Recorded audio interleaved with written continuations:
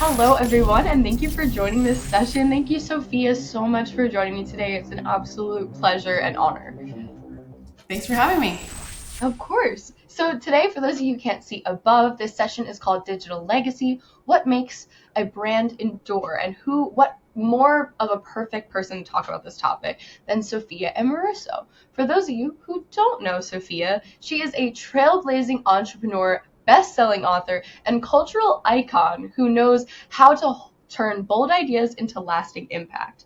She founded Nasty Gal, growing it from an eBay store into a multi-million-dollar fashion brand, and later launched Girlboss, a media and community platform celebrating ambitious women everywhere. Today, Sophia combines her experience as a founder, storyteller, and investor to help shape the next generation of innovative leaders. Known for her sharp wit, fearless perspective, and ability to spot what's next, Sophia continues to redefine what it means to build brands, communities, and careers on your own terms. Thank you so much again, Sophia, for joining us today. Super excited to be here. Of course, I'm really excited as well. So, okay, to start the conversation and just kind of set the tone. So your journey, as I've mentioned, like has spanned starting a brand from an eBay shop and scaling it, building a community and media platform around that story, and now investing in early stage founders, which is such an amazing, career trajectory. Like reflecting on that arc, how has the digital evolution of storytelling, in your opinion, like changed the way founders build authentic audience connections, like Yeah. compared to when you first started? Yeah. I mean, when I first started, I started on eBay. There was no person. It wasn't Sophia Vintage selling on eBay. And even, on MySpace, where I was promoting the brand in 2007, 2008, as Facebook just began to emerge, it wasn't, again, the Sophia show. There weren't digital creators. It wasn't a creator driven brand. It wasn't a founder driven brand. It was a founder driven brand in that I was behind it. It was my voice that I did the styling, I did the curation. And so it became a brand because of that. And there was a real human behind it. And I think that's part of why Nasty Gal landed as a brand, because at the time, a lot of brands felt really stale. And with online shopping, it was a world where a department store might have a website, but they considered it one of their stores. It wasn't like a channel that was important to them. Years after, I think the statistic is something like in 2012, 5% of shopping was done online, something like that. Oh my goodness, that is such a Um, wild it was change just, to now. yeah, it was a really different era. And so like the MySpace account it was Nasty Gal Vintage. It was a business and it was the business promoting itself. But in some ways there was a face to the business, because I was casting these models who weren't models. I found them on MySpace. They were like one, still in high school. I paid them $20 or paid them in hamburgers. And it was a time when you could, when someone would be like, "Ooh, I'd love to trade photos for my MySpace profile Aw. or my kind of modeling portfolio, but I don't have an agent." People don't just like want free photos anymore. It takes a lot. It's like everybody wants to be paid, because there is a whole economy behind the creator economy. But they were faces that the customers, I think, related to, in that they were really relatable. They looked like they were going somewhere. There was a lot of storytelling in the photography. The model had a handbag. So there was, the brand was imbued with a personality and founder led in that regard. But I wasn't publishing, or building in public. And publishing, their barriers to entry were huge. There was LiveJournal, there was WordPress, Tumblr maybe. MySpace profiles. I had to learn how to do HTML to upload like a picture of the new arrivals in my MySpace like feed or whatever you called it on your profile. And then eBay. Those were the places that I could showcase the brand.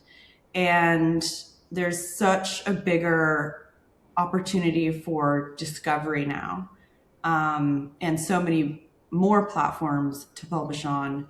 But the barrier to intimacy was really low. I think the barrier to entry is really high now, or is very low. Sorry, the barrier to entry is very low, the barrier to reach people is low, but creating a story that connects with people and being consistent about it and having the confidence to put yourself in front of it as a founder is a very different thing. And that's something that eventually I did because Nasty Gal became very successful. And then there was press. And then I wrote a book. And the book became a big deal. And I went on a press tour. And that was something that, for the first several years of the business, I didn't have to do. And honestly, did, but wasn't, it's not, I did it to promote the business. It wasn't like, oh, wow, the Sophia show. It became more, where people were really kind of like the founder icon thing emerged. And now that is very much, at the forefront. Everyone's a founder. Every creator's a founder. Every Nevo baby's a founder. Everybody's a founder. And people follow people. But today you're live streaming. So the digital landscape has collapsed between creator and consumer. And, 10 years ago, storytelling was just kind of like a broadcast, it was publishing, but now it's a relationship. People don't want just a polished myth. They want a narrative that they can follow, that they can participate in. And the opportunity is just huge, and you don't have to know what you're doing day one. You can test storylines in real time with a tweet or a Substack post, and there's so many places to see, where your story lands. You can build communities even before you have a product, which is kind of amazing. That was something like was much harder to do at the time. There were less platforms for it. You can co-create your brand with your customers. And there's all these awesome publishing tools as well, that you're able to. There's a whole economy of it, and there's software for it. And now there's AI that can help you, but you're performing kind of all the time, and you're performing founderhood while running a business. Vulnerability is something that you kind of have to bring to the table. Otherwise, people just kind of smell that it's Not authentic. self-promotion. Yeah, not authentic. They really want to follow your real journey, mistakes that you're making. Authenticity is the strategy. And people see kind of fragments. They don't necessarily always follow like the arc. They're only seeing some of the content. So the way you publish isn't necessarily as linear, I think, as it used to be when things were in more like blog format. And trust is lower. So I think, when there was less noise and fewer platforms and somebody stood out like Nasty Gal did and connected with people, it was easier to build trust. And now there's so much noise out there that, people are reading so much content, so much AI generated content, They're more that suspicious. it's really important, to figure out how to do that. Yeah, in comparison to when you first started, do you think that it is more difficult now to kind of create community within a brand, which is kind of, I guess, the ideal that people are looking for to achieve that loyalty of their brand? Or because when you had started, maybe people weren't as suspicious to being marketed to since it wasn't as prevalent to them back then? Do you think that it's more difficult now, or do you think that there's different things that make it easier?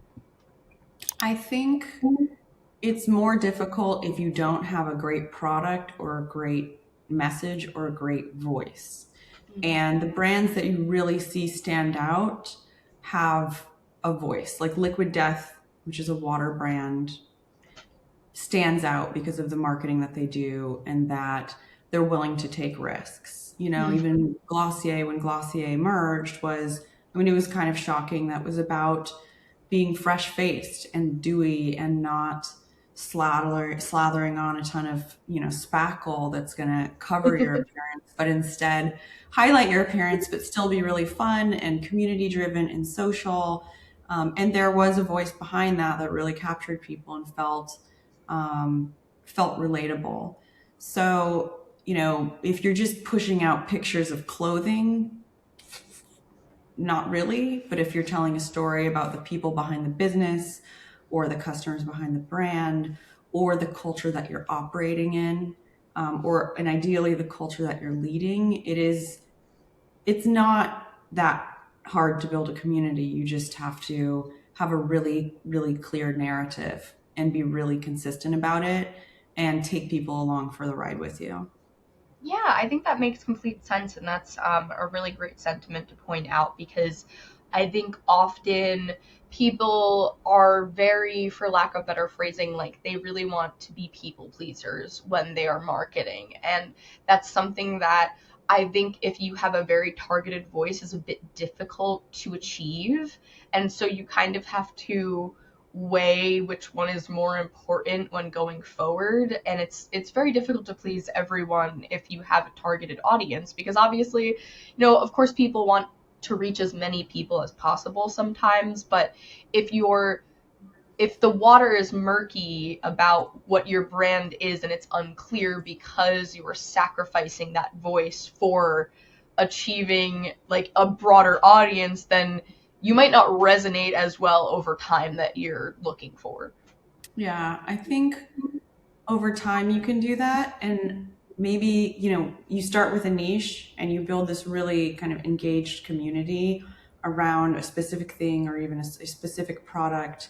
And eventually, maybe you expand those products, or eventually, that community is so strong that they're out there and there's word of mouth and there's social sharing where the algorithm of humans and the digital algorithm kind of pushes it out in a way that pulls people in who wouldn't have maybe been the first adopters or the Mm, first like obsessed fans or customers. And when the kind of general public or people outside of your niche per se start seeing something in digital, multiple touch points, digital, maybe press, maybe they hear about a pop-up or a lunch or a group run for an athletic, a fitness brand. Like you're bringing in people out that are not necessarily your earliest adopters, but when they hear, oh, I've heard of Nasty Gal, oh, there's a book, oh, whatever it is, like my friend talked about it and then someone was wearing it and then, blah blah blah, oh, maybe I should check it out. And that's kind of, you don't get that day one, and you can't do that purely digitally, but there are a lot of digital touch points where you can do that and create content that draws people in and is inherently shareable. And one thing I think worth mentioning is that your product should be inherently shareable, right? Like things don't have to be designed for Instagram per se, but at Nasty Gal, I didn't sell white t-shirts because they weren't very photogenic. You can't scroll through, an eBay feed and the white t-shirt's going to jump out at you among all the vintage dresses. It's going to be like the cape sleeve dress or the big poncho thing with the hood or some something just unique. things with silhouettes. So Nasty Gal was like kind of extra in that the products themselves were one unique initially because they were vintage, but also presented in a way where they did look really special. And it was like, oh shit, I need to share this. And there are a lot of brands that are even doing this well, where the product itself is photogenic or beautiful or does something interesting that is worth pointing your phone at and sharing on your Instagram stories.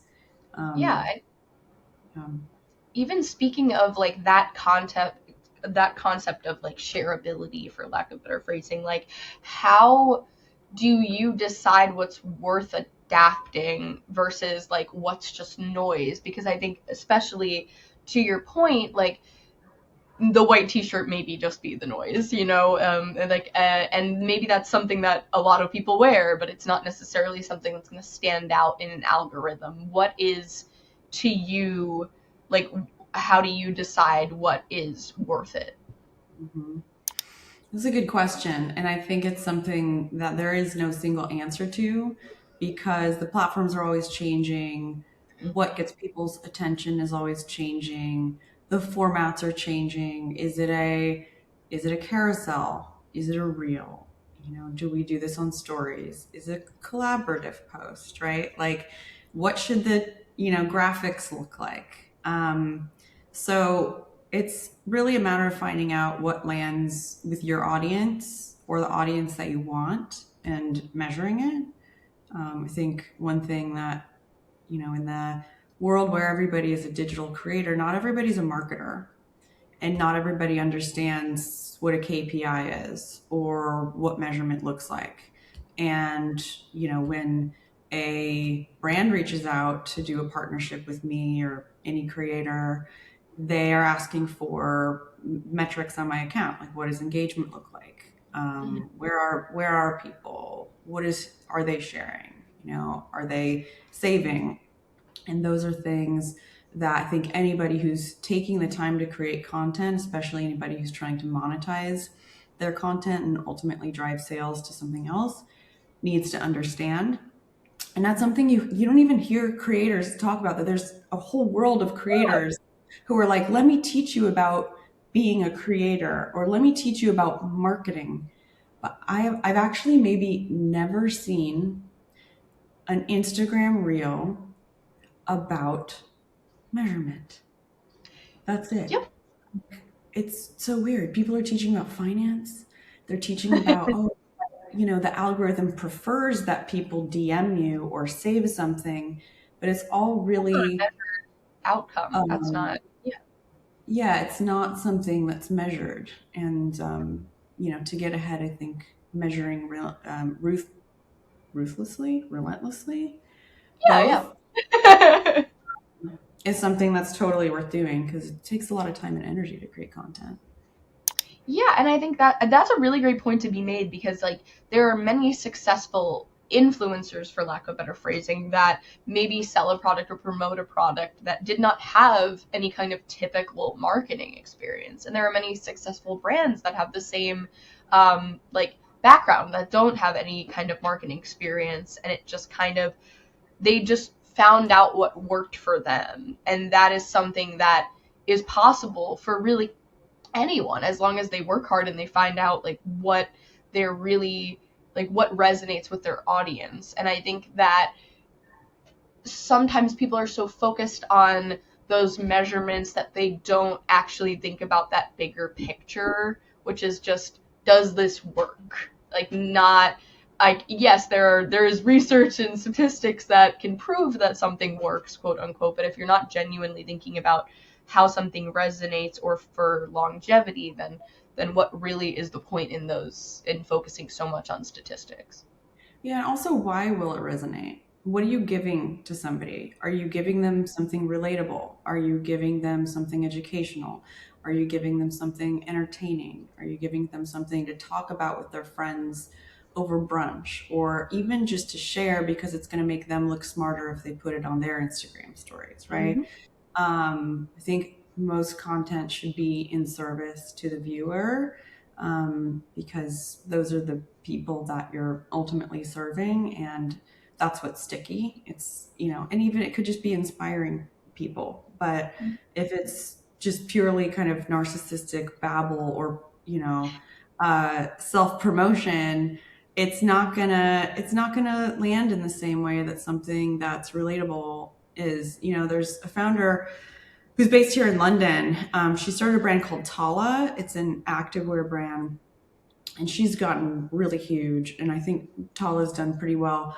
And she publishes content about fertility and getting married, but also opening a store and how stressful being a boss is, and confidence in it as a founder and mistakes that she's making. And you'd think, logically, okay, well, she's promoting a business, she's promoting activewear, maybe she should be publishing pictures of her, reels of herself exercising. But what's really sticky is that people, really love following her, and she's an extremely good storyteller, and she's really good at mixing things that don't don't seem at first like they should live on the same feed, but it's because of that authenticity and taking people along with her for her full journey of being a young founder, doing it for what I think is the first time, that really resonates with people.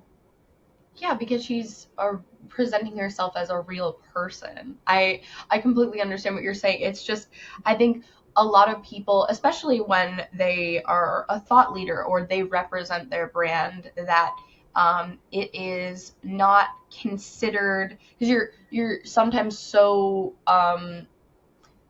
you're you're so invested in presenting the brand properly or doing it right that you don't actually present yourself. But like, if you created this, then yourself is in it. Like, I mean, unless you're creating something that is so unrelated to you and you just thought it would be a great idea because it would make money, okay, then that's, I guess maybe you shouldn't be presenting yourself as that brand leader anyway, because you're not the brand, you're just a person that made something. But um there's I don't think there's any harm in showcasing who you really are when you represent a brand, especially if it seems like it's going to resonate with the people in which you serve. Yeah, it's also easier, right? You're People go just around telling the thinking, truth. what kind of content should I create? But it's like, if you're doing things, if you're building a business, if you're, building a brand, if you're, you know, working on yourself, whatever it is, it's like, that is content. Content is everywhere. And it just takes, I think, believing that other people will appreciate candor. And we do live in a world where people aren't comfortable being themselves. I can't tell you how many times I get off a stage at a conference or I'm on a podcast and people are like, thank you for being so authentic. And I'm like, what is everybody else doing? Like, why is that should not be novel. If that's all it takes, it's actually really lazy. I don't have to make anything up. I just like say what's on my mind or tell the truth about my experience, and it works. So, um, it can be a little bit scary, but also it's like people love it, and it really helps them to tell your true story of what's happened or what's happening. Yeah, like what do you feel, maybe personally in your experience, is getting in the way of people presenting themselves authentically? Do you think it's like imposter syndrome? Do you think it's maybe insecurity of being judged if you're presenting your authentic self? Like, what do you think is the pattern maybe here? I think imposter syndrome is really big. Like, even today, I'm like, who am I to teach some people something? Like, they've watched me make big mistakes in public. Why would I be qualified to teach business? I didn't build a company that went public for $1 billion, right? That there's fear of being judged, and you know, unfortunately, when we do publish content, there again, like back to metrics, when we're bringing our authentic selves to the table and it doesn't resonate, because there's going to be posts that flop. That's just how it works, and that's how you learn and improve. But when you're sharing something that feels kind of vulnerable and the algorithm doesn't favor it or it doesn't resonate with people, it's easy to conflate that with, oh, people don't like me, or they don't Mhm. like that thing, or, you're literally being rated kind of in some ways for who you are in the same way as you are being appreciated for who you are. So those numbers can be kind of scary. Like, oh, people, I thought this was cool. I thought this was smart, but nobody thought it was smart. God, am I an idiot? And then you can extrapolate it so much further than it just being like one post that flopped. Yeah, no, I completely understand that. And I even have that myself with like my LinkedIn posts. I'm like, I don't feel like I have good authority to be able to post anything that people are going to listen to. And I think that's something that people really get in their heads about. And I can completely relate to as a little guy, for lack of better phrasing. But it is something that I think gets in the way of people really being successful when they're afraid of really showing themselves online. And unfortunately, the age of digital, that's those people that have a lack of comfort, maybe in relation to really presenting who they are online, but also I think that's really at a detriment to the success of them and their brand to not do that authentically and in, I guess, in depth. hmm Yeah, and you just have to get started, and it gets easier and easier. But like, it's just there's periods where it's hard to show up. Maybe we're having a hard time. Maybe we're busy, and it's also important to give yourself a little bit of grace sometimes and not beat yourself up that you're like you've got to publish every day or multiple times a day or like in real time. It's like you see these creators on TikTok posting. I mean, it feels like some of them it's like it's several times per day. They're not even editing it. They're just like blah blah blah. I went to the grocery store post and it like works for some reason. Like everybody's strategy can be different, and what you're comfortable with doesn't have to be the thing that other people are necessarily doing. Yeah, and even and talking about your experience with founders, like as an investor, like when you meet a founder, what like who's using digital, or I guess everyone kind of at this point, what do you think is a really smart way to utilize that you've noticed? Like, what is your experience where like this person really understands how to move forward? Hmm.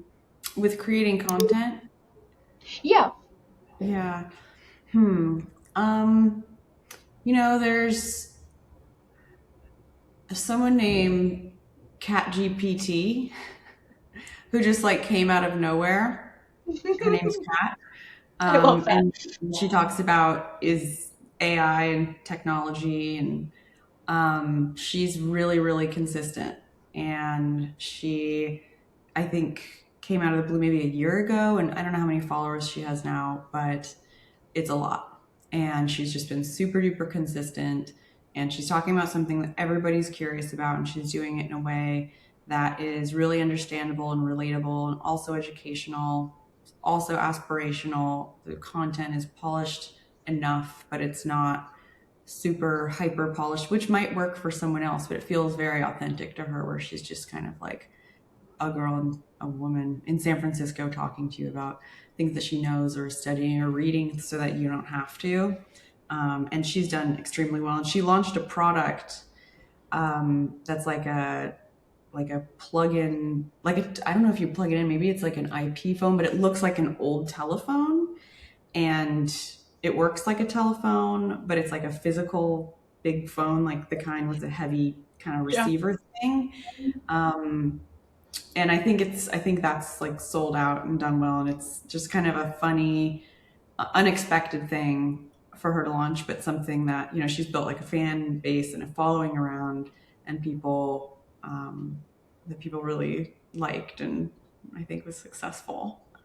No, I think that's really cool. I love when people are able to just showcase their lives in a way that it's just like something that they're really interested in, but they're able to show value with that because it is um I think that with marketing there has to be this level of human connection, and I think like you've mentioned that several times already of that there is people don't want to feel marketed to, and so you must relate in a way that makes people feel like maybe they have this parasocial relationship with you slightly, but also that they feel like they're not actually consuming when they're going through their feed or whatever it may be. They just feel like they're having fun, you know?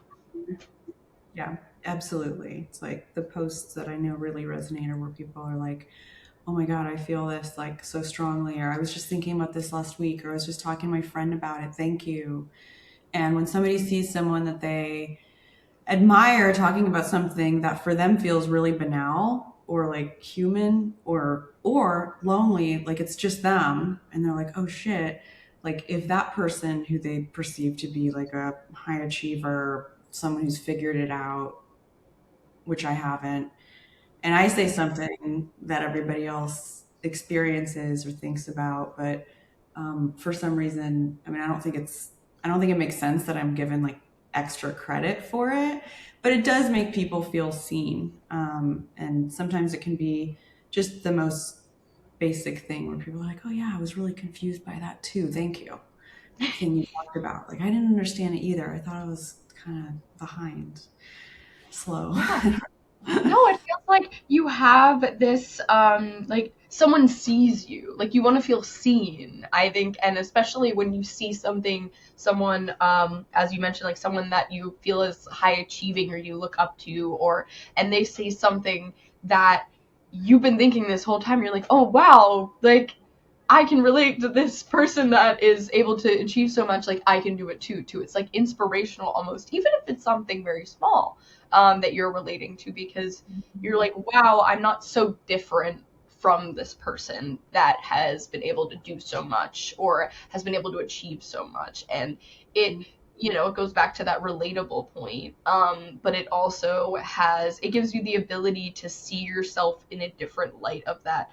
One, this person that I admire is human like me, but also I am similar to this person in some way that I can relate to. And now I'm inspired by that because I feel like, oh, I'm not just someone that can achieve, like, I maybe just need to work towards this too. It's like Yeah. something that people really resonate with.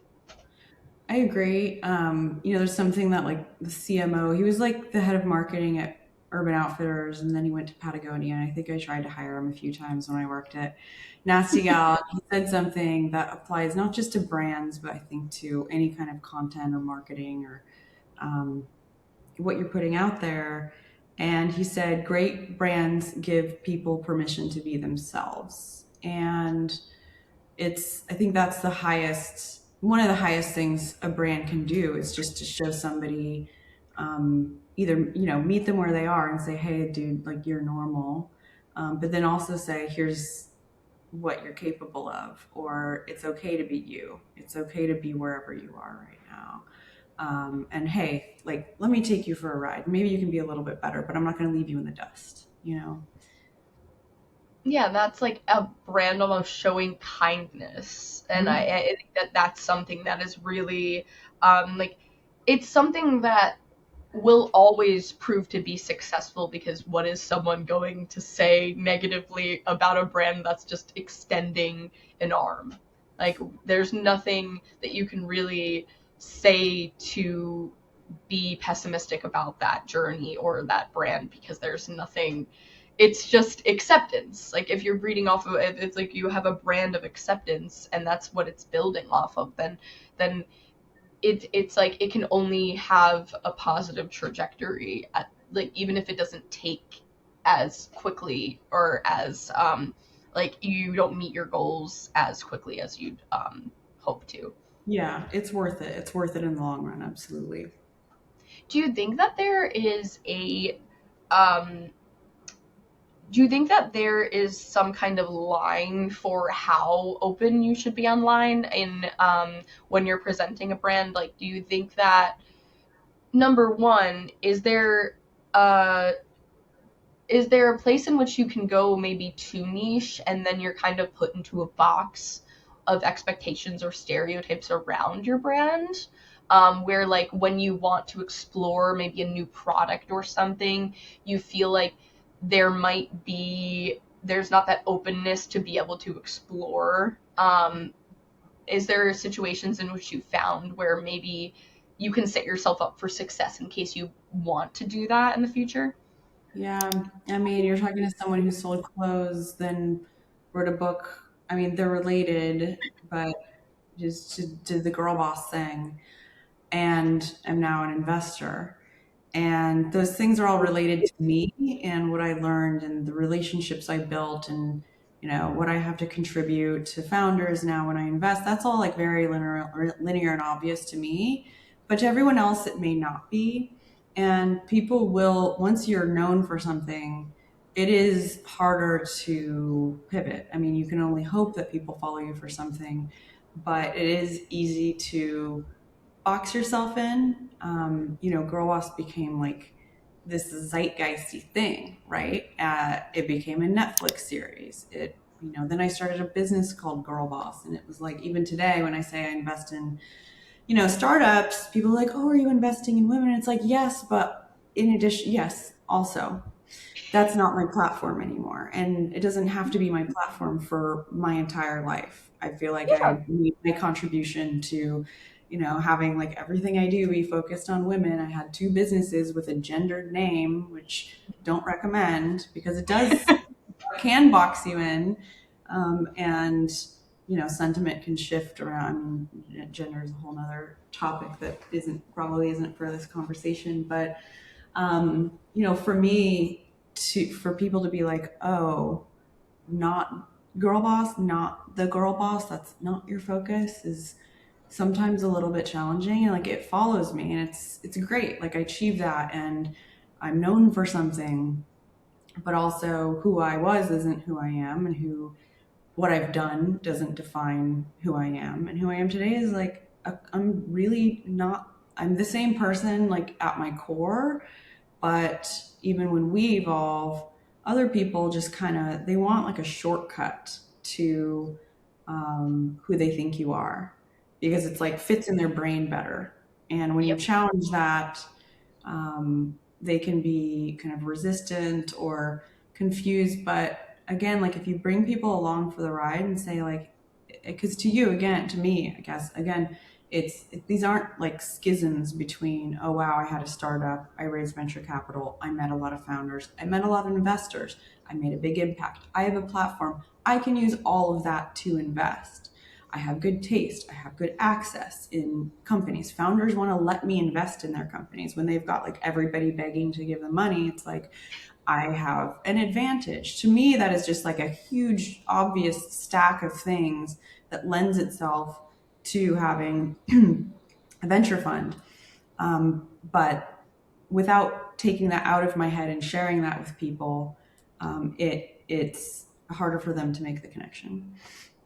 Yeah, no, and I appreciate you emphasizing that too, because I think that what I mentioned the term parasocial relationship earlier, but I think that sometimes when people do feel connected to you and you're putting your personality out there on the internet, people feel like they know you. And so when you don't, as you mentioned, like fit that concrete like definition that they kind of have for you, and you venture outside of that, or what their perception is of you, it can kind of throw them off because people don't like change, or they're a little adverse to change. And that is, I think people are constantly worried about stepping outside of the box because they're going to lose business, or because they're not going to be successful anymore. You have to be yourself, because otherwise you're not going to be happy. And if you're interested in something else and genuinely learning it and pursuing it, again, like that's a journey that people will want to go on with you. And, for me, it's like I turned 40 a year ago. I moved across the world. I sold almost all my clothes. I rented my house out that I lived in for over 10 years. That was just like, this beautiful house in the hills with a pool. And, I live in a slightly larger flat than I did 2 weeks ago, because I just moved in London and I have three poodles, and I was like suffocating in 900 square feet with them. Oh, that Yeah, I have sounds like three so tiny much. poodles. It's a lot. So that's the kind of like most extra thing that I moved across the world with. But I kind of had to, because whatever, I've had poodles for a very long time. But, I moved just boxes here, and I'm riding Lime bikes, and I'm taking public transportation. I'm just like, oh, wow, not novel. But, I think like, the So down to women earth, so normal. but like to some people, that's like, oh, I'm turning 40. You can be happy, you can move, you can be single, which I'm not anymore. But like when I was telling the story, I was like, I'm single, I can work anywhere, and all I have to do is rent my house out, and it'll like pay me to sign a lease in London, and then I can be in Mallorca in a few hours, in Venice for a weekend, or and experience this whole new life that might be scary for some people, might not be possible for everybody, depending on like what your job looks like, and financial situation. But it's like I downsized like really massively, and lightened my load, and think there's a lot of people that are afraid to do that, and they're like, oh, I could do that, or I'm turning 40 and I am going to be okay, and I'm not like damaged goods, and she's like having fun, so maybe it's like not, it's like there's all kinds of things that people are afraid of. And again, that's just like lifestyle content. It's not business content, it's not girl boss content, it's not family content, but it's like really resonated with people. No, and I love the like making that point, because it is so important, and like to actually showcase who you are is extremely important to be for not only your brand but also yourself, because it inspires people, as you mentioned before. It is something that people can relate to, as we also mentioned before. But what you said about, like experimenting like this, because it is an experiment, like moving across the world is an experiment. Like maybe you won't like it and maybe you'll decide you want to move back, whatever it may be. But like people are so scared of change, and that they feel like they can't do anything because of that, or like it stifles them. And you've done something that a lot of people are terrified of and think about but don't do. And to present that publicly is so cool and amazing for people to see, because one, they feel like maybe they have that they build upon that parasocial relationship with you. They feel like, oh, I'm like, I get to see what Sophia's doing now. I get to see like what comes of this or whatever and how it works out, and I can relate to that, and then I can see if I can do it for myself. But it's like, if there was no one out there to project this life that they're showcasing, or they're or trying things or experimenting, or seeing where life takes them, then a lot of people wouldn't be able to see like I can do it too. and Mm-hmm. and you're a perfect example of that, and I think that that is really so unbelievably positive, and presenting that can only be positive. I mean, like, yes, some people might criticize it, like, wow, Sophia's so dumb for moving, I can't believe she did that, she had such a nice house. But it's like, who cares? Like, you're happy. Yeah, I don't. Yeah, it's like people talk about people like digital social media making us more lonely, and then there's statistics around that and truth around it, and the collapse of community and whatever. But at the same time, we are all living in our own little kind of like silos and bubbles, and not all of us have someone in our life who can be like, hey, let me like shake you up, or hey, like it's okay, or hey, me too.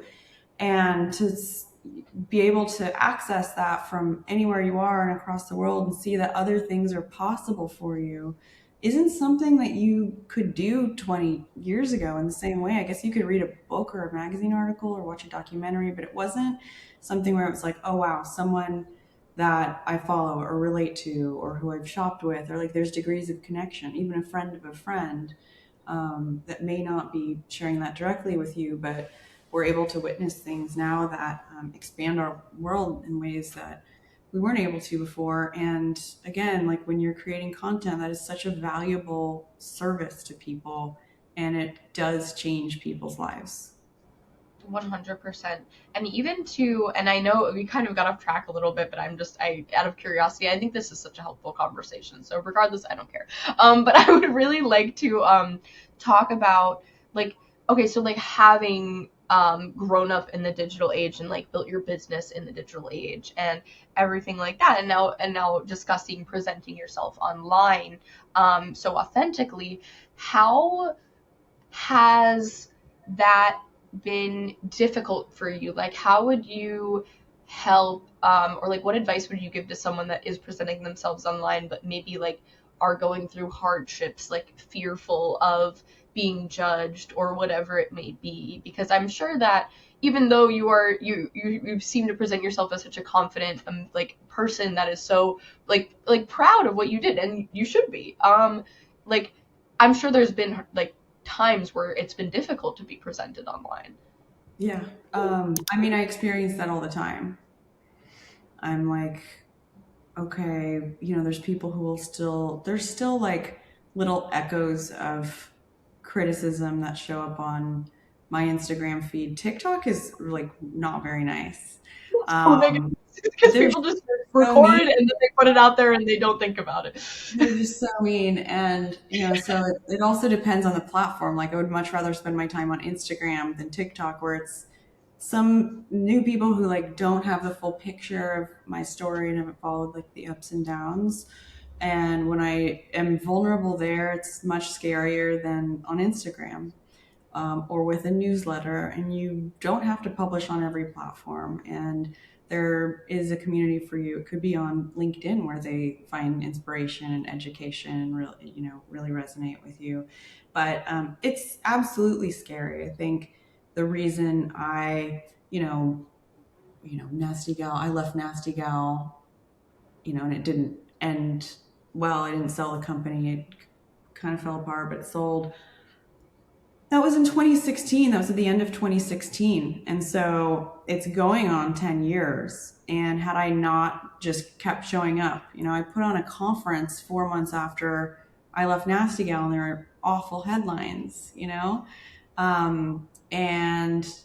it sold out, and 500 women showed up and were like clapping. And I was like, what? And why did I, one, like, that's That's what you crazy. handed Why am I me. putting myself on a stage? But also, the Netflix series was coming, and I was like, now is the time to do this girl boss thing.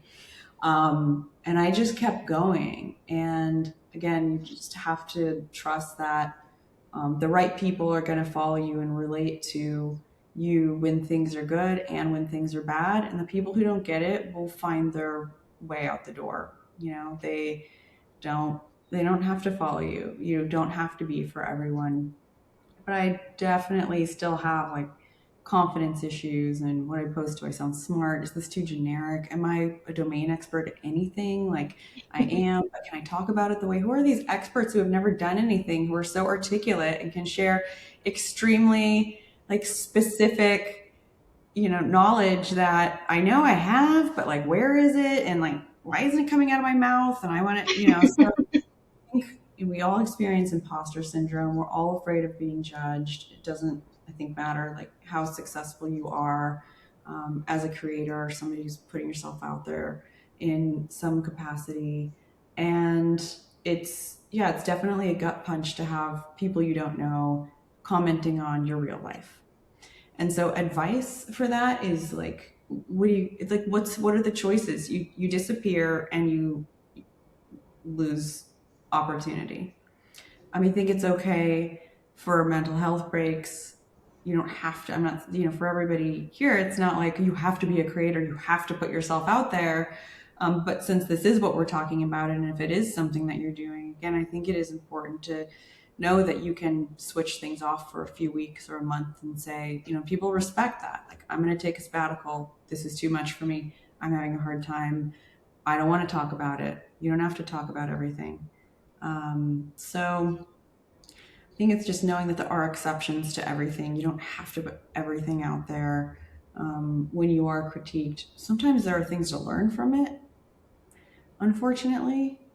Um, but you have to be brave enough to like read it and take that into consideration. And then it's up to you to know like which things are valid and which things are just a bunch of people like projecting their bullshit who don't get it. Yeah, I think it's also funny because I think people are worried about like if they take a sabbatical or something like that, they might become like irrelevant or something like that. But I think at the same time, people's attention spans are so short that yeah, maybe they might forget about you within those 2 weeks and wonder like they might not even wonder where you are, but also that doesn't mean you're not going to show up again when you like I think that people are maybe overly concerned with the idea of that content is so prevalent and so quick now that people forget very easily. But at the same time, it's the same backwards of like you can also show up really easily in a similar way as well. If you're just doing what you did before worked, then you can just pick that back up. It's not like detrimental. Like maybe if you leave for a year or two, people might completely forget what you are, who you are, but there's something about that of just taking a break in the age of social media. I guess there's downsides, but the benefit of it is that everyone kind of understands that sometimes it can be damaging or hard to be there, and that's um like that you can be authentic in saying like I need a break because people understand that so well. And then they're going to be like, oh, I can take a break. And you're giving people breaks. And they're like, wow, I thought that like, I had to be on all the time. If I was doing what you're doing, or if I wanted to do what you're doing, thank you for showing me that I could do that too. It's like, oh, that works. Whoa. Yeah, it's like, thank you, Sophia, for showing me that I can Yeah, get off yeah, for Instagram for a being little lazy bit. this month. It's like, oh, a really successful businesswoman can take a break Yeah, from social media. yeah, That means I can too. Well, to kind of just be forward looking, because I always love to round things out that way. Like, when people look back at your work in the future, like decades from now, how do you hope they see you, like beyond companies or like, businesses that you've created? How do you want to, I guess, your legacy? What would you like that to be? yeah. I think I don't want to be remembered in a moment.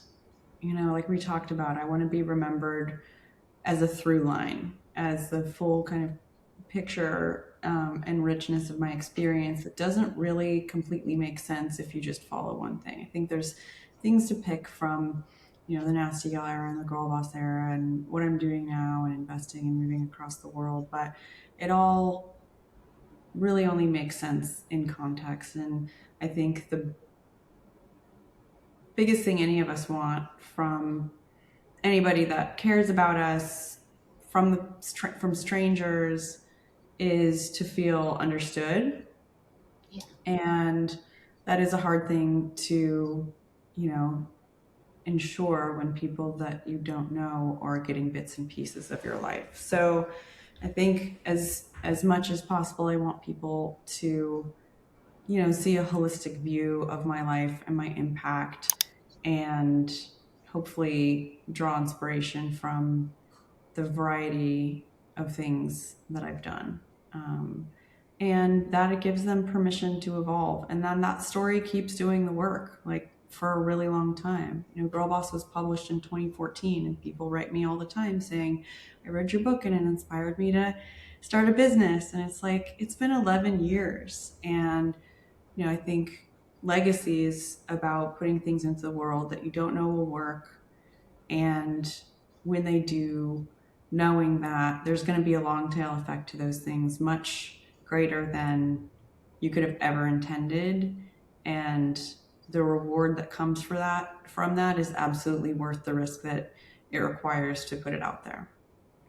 I completely agree. And I think that that is like, it's to your point of presenting yourself online authentically. I mean, if your goal is to be understood, then, the more that you showcase who you are, the easier that that's going to be for people. And when you don't showcase that, or you hide behind some kind of facade, it's going to be harder for people to understand you, and actually probably easier for them to have misunderstandings because they're not getting the full picture. Agree. Well, Sophia, this was such an incredible conversation. I really, really appreciate this. Like, thank you, one, for coming on here in the midst of your move. Thank you for coming on here and just like being one of my heroes that is like that I've been able to talk to. It's absolutely such a privilege to be able to speak to you today, and I really, really appreciate you just being authentic as as you mentioned. Thank you. Thanks for having me. It means a lot. And thank you for telling me that. Of course. And thank you guys so much for listening. We really appreciate you. I hope you have a lovely digital cut, and I hope you enjoyed this session. Thank you so much.